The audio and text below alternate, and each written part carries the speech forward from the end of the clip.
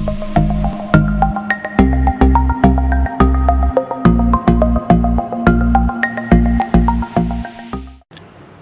everyone, my name is Imran Shahbaz and our today's session or topic of discussion is JSA, Job Safety Analysis.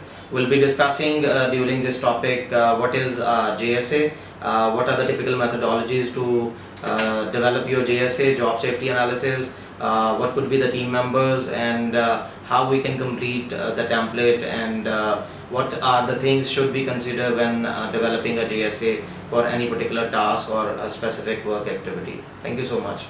Hello everyone, as we discussed earlier about what is the purpose of this session, we are moving towards information and detail of JSA job safety analysis. So let's start it. JSA, a job safety analysis, is a procedure which help us actually to identify any common or foreseeable hazards or risk associated with any particular job, task, or operation. And it also help us to recommend the safest way to perform the job or task. The term job safety analysis and or task safety analysis or job hazard analysis is used interchangeably to actually mean a specific assignment, such as operating a grinder, such as hot work welding cutting, such as scaffold erection or dismantling. There are a number of methods actually to prepare JSA job safety analysis. One of the method is actually to observe the activities in the workplace while they being performed by the parties or by the workforce. And mainly this type of method can be used for activities already in progress or being carried frequently in the workplace. However, this cannot be done for any new or particular activity that has not been performed previously. Similarly, second method is actually for the group of, you can form a group of experienced team, including supervisors, workers, participants. They could be, they could sit together. They can identify the task. They can identify the stages of the task. They can identify the hazard associated with the job task or operation, and they can identify preventive measures or control measures as well. So this is what the typical methods we may follow. When it comes to benefits of JSA, job safety analysis, there are a number of benefits associated with JSA, job safety analysis. One of the benefit is identification of any undetected hazards or risk with the job task or with the operation. It could be putting controls in place proactively rather reactively. It could be increase job safety awareness and job stages awareness among participants and workforce. It could be improve communication among workers, supervisors, and any party involved in the work activity.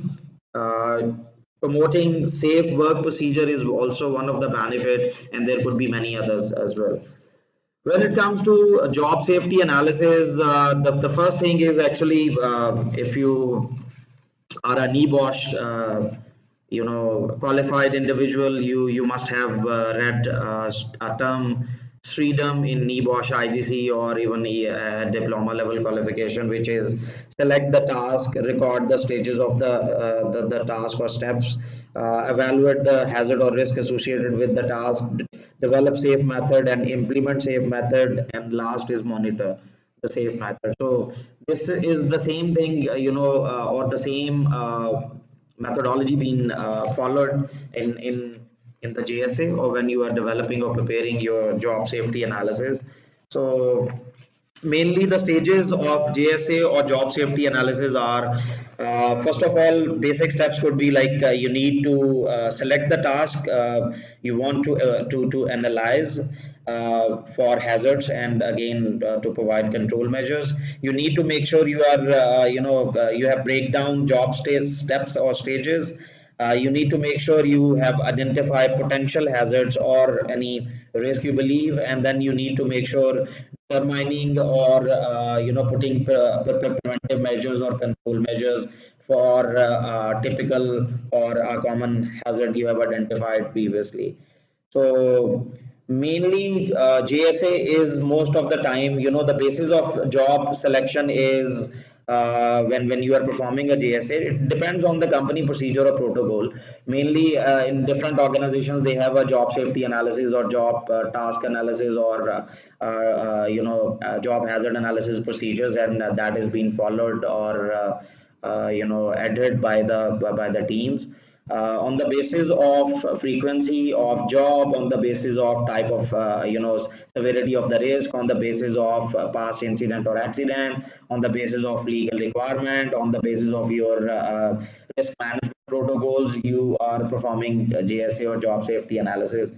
Generally, when in different companies, there could be different protocols as well. Generally, uh, job safety analysis is being developed for a task or a job, and it can be reviewed after every few days, mainly after a week, and then it could be reviewed when there is any amendment required, or there is modification required, or there is any changes in the activity, and the same JSA can be used for similar sort of activities in the organization whenever they need it. Secondly, when you are identifying a hazard, there could be number of things you may use. For example, you may use a developed checklist or observation of the task.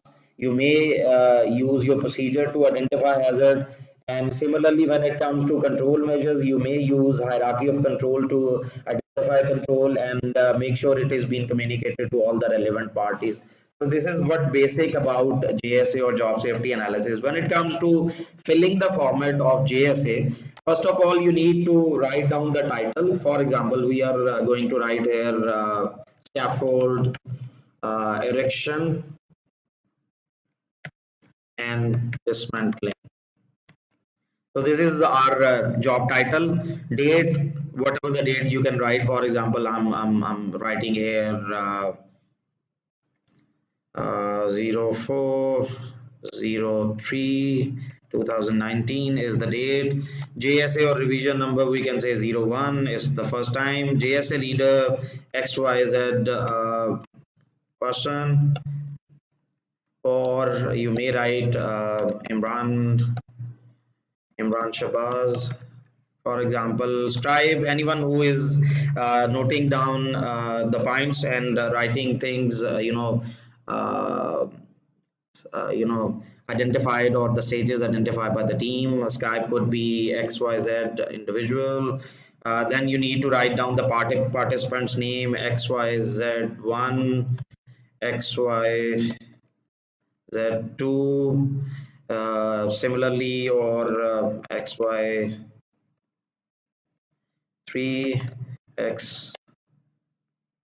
XYZ4. So mainly, the team should be, for example, the relevant supervisor, relevant engineer, relevant worker, and or any associated party that may be involved, or either working nearby, they can be involved as well. So when it comes to writing down the JSA, so you should divide your activity into the stages. For example, our first stage is in this case, uh, we can say mobilization of mobilization of equipment and manpower is our first stage. Second is actually erection of scaffold. Third one could be actually execution of the task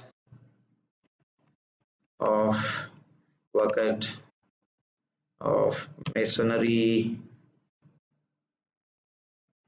work work. And the fourth one could be again dismantling and demob in this case. So, for example, you have to write, identify potential hazards.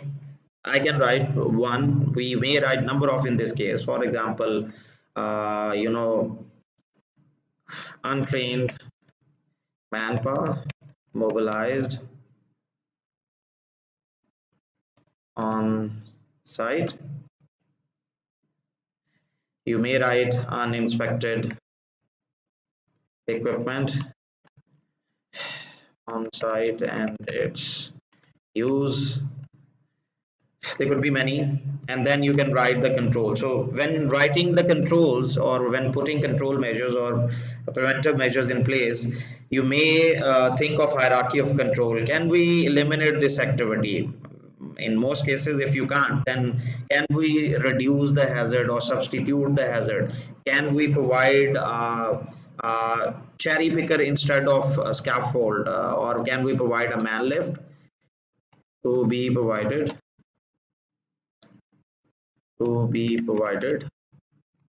or we can say MEWP, all right, to perform the task.